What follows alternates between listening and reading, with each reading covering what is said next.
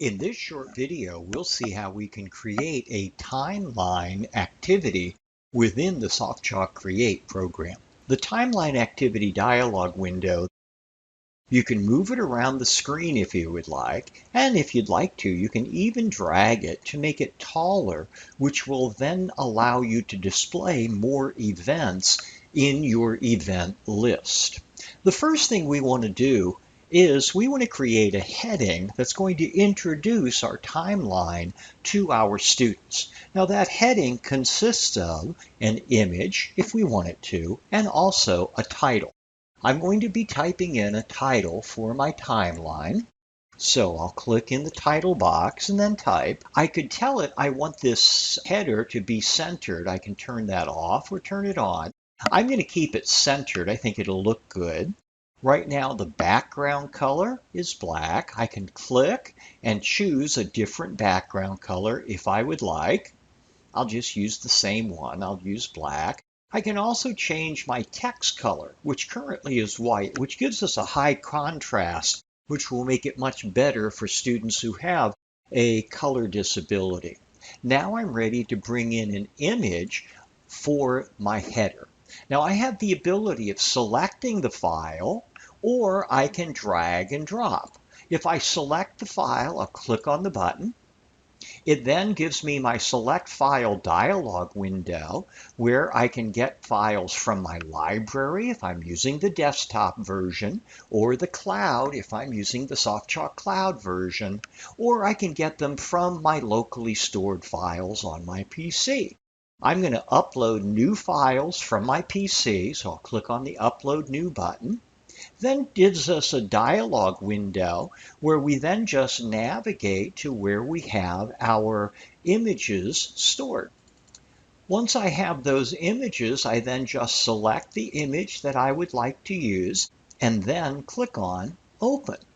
And I've now put in an image that will be the heading part of my timeline, as well as the text. And now I'm ready to start creating events. An event can be ordered by date or the order that you see them in the event list, meaning the order you create them.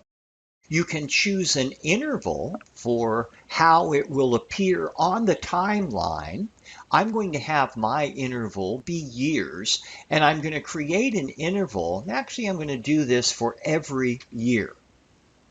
Okay, so I'm using a 1-year interval. Notice I can also make it days, months, if I would like to.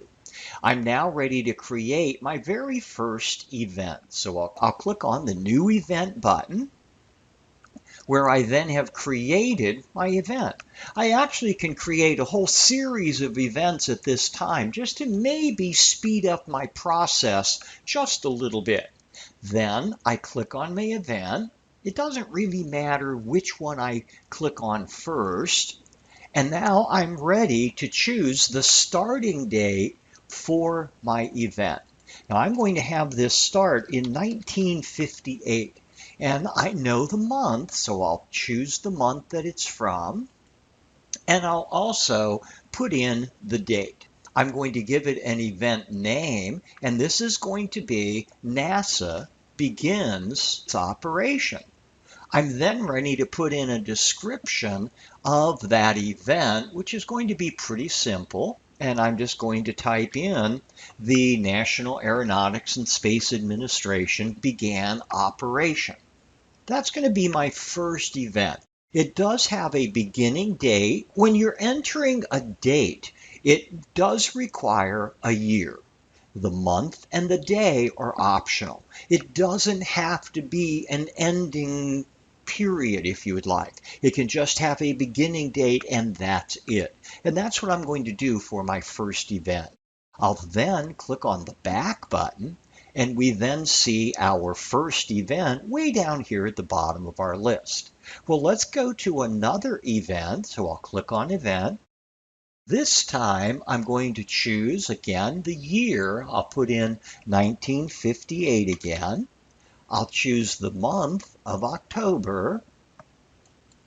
And then the day is going to be October 11th. This event actually ended in 1958. and it ended in October, and the date was the 13th. So I'll choose that. So this time, my event's going to have a starting day and also an ending time. I'm ready to put in the event name. So I'll click and type in my event name. And then I'm going to put in what I want my students to know about this particular event. So I'll click in my description box and I'm ready to type. You'll notice that I also have the ability, if I choose to put in an image. I'm going to put in an image here, and I'm just going to place my cursor right where I want the image to go.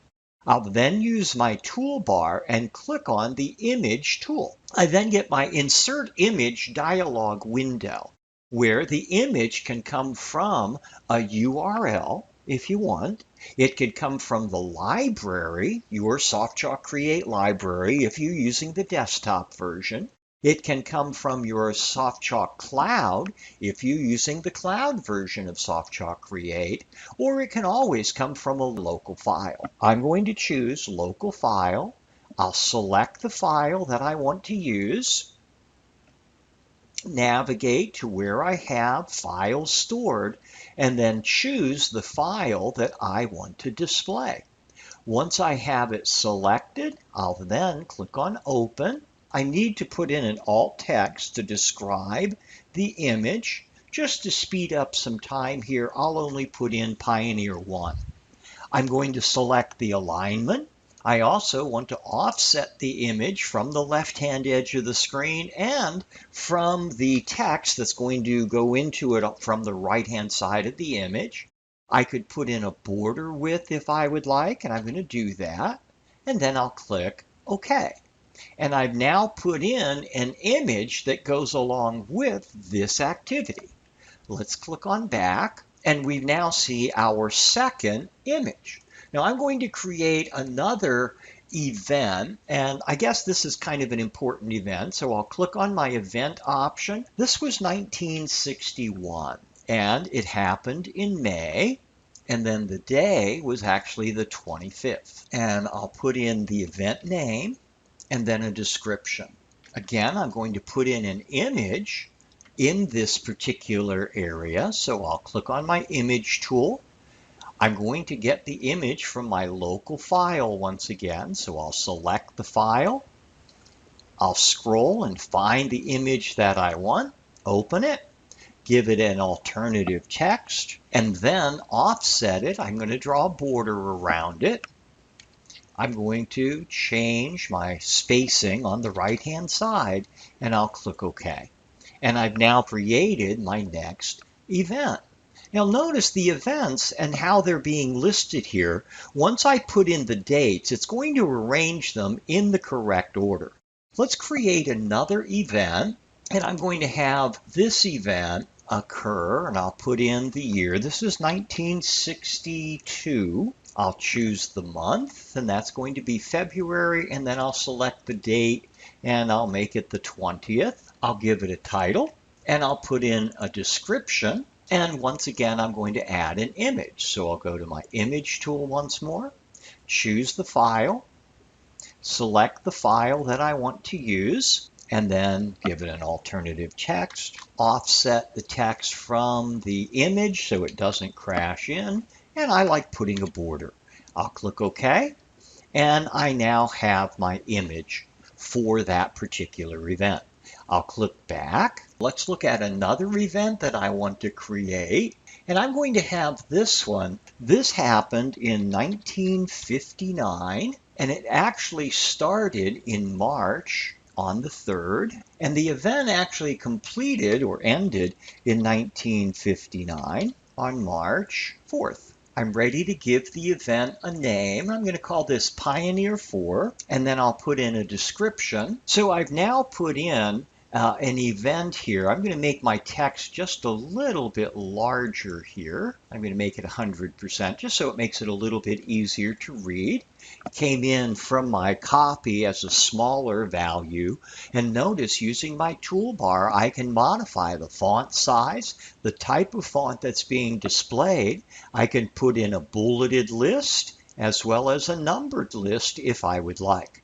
Now that's all I'm going to have for this event. I'm going to click on back, and I want you to notice that that newest event that I put in does appear in the correct order. As I scroll down, I can see all of the events that I have added into my timeline. I'm going to say, well, that's all I want to do for right now.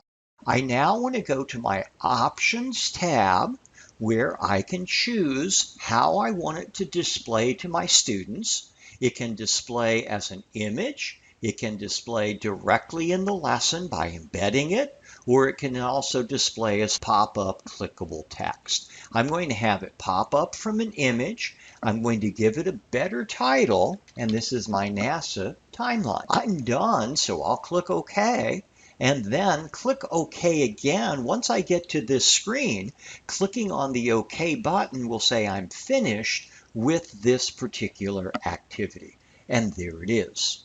Thank you.